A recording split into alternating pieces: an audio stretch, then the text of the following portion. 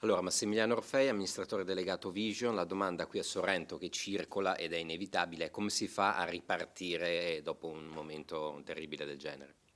Ma innanzitutto la cosa principale è crederci,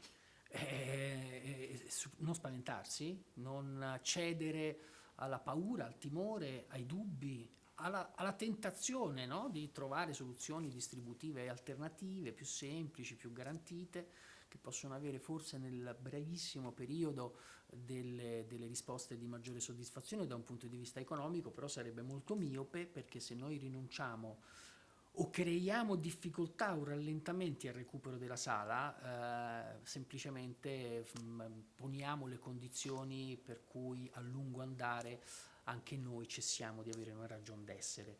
Quindi la ripartenza si fa ripartendo, non fermandosi e credendoci, cercando ovviamente di avere la consapevolezza del rischio che si corre nel momento in cui ci si prova e il rischio può essere anche molto molto importante.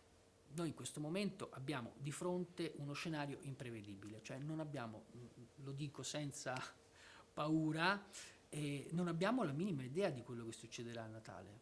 La realtà è questa, perché può succedere che nel giro di una settimana peggiorino le condizioni di contesto, così come può essere invece che la percezione di rischio venga ad affievolirsi. Quindi può succedere di tutto, però non abbiamo scelta. Noi abbiamo due film molto importanti, molto grandi a Natale durante le festività, uno a Natale e uno a Capodanno, Siani e Pio Amedeo.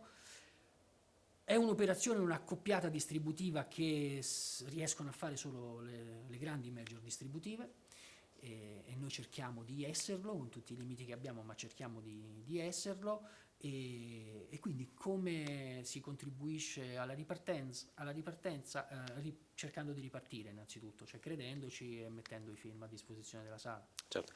Una cosa che colpisce del listino Vision è che appunto ci sono Pio Amedeo quanto i Di Innocenzo o Kim Rossi Stewart, che dalle prime immagini insomma colpisce molto. E questa è l'identità. Assolutamente sì, io lo dico sempre, se si vuole fare questo lavoro alla grande, da primi della classe, occorre avere la capacità di costruire un listino completo. Quindi la capacità di soddisfare ogni tipo di pubblico, di coltivare e percorrere tutti i generi cinematografici, di avere un rapporto con giovani autori, con esordienti, con talenti affermati. È l'unico modo. Costruire un listino che abbia un'identità più ridotta, più verticale, da una parte ti darebbe la sensazione di essere più protetto economicamente perché vai più sul sicuro, ma dall'altra parte ti impedisce di immaginare e di costruire progetti di crescita ambiziosi come noi vogliamo fare. Quindi per noi è proprio un obbligo quello di diversificare il listino e avere appunto Siani, De Sica, Pio Amedeo, Kim Rossi Stewart e i gemelli di Innocenzo. Assolutamente. L'ultima cosa, noi di Hotcorn già l'abbiamo adottata perché l'amiamo alla follia, Pilar Fogliati, che avrà un film l'8 marzo. Cosa Sì. puoi dire?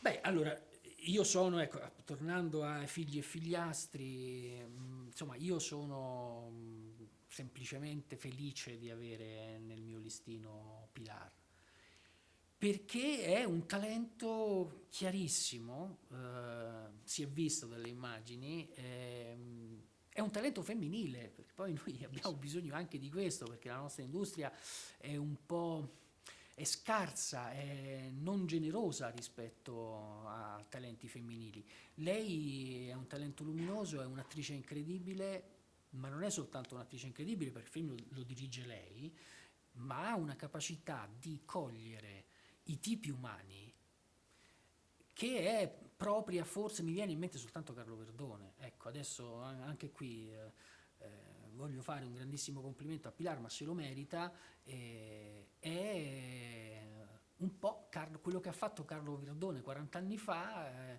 lo sta facendo in questo momento nella nostra contemporaneità Pilar. Noi ci crediamo veramente tanto. Grazie mille.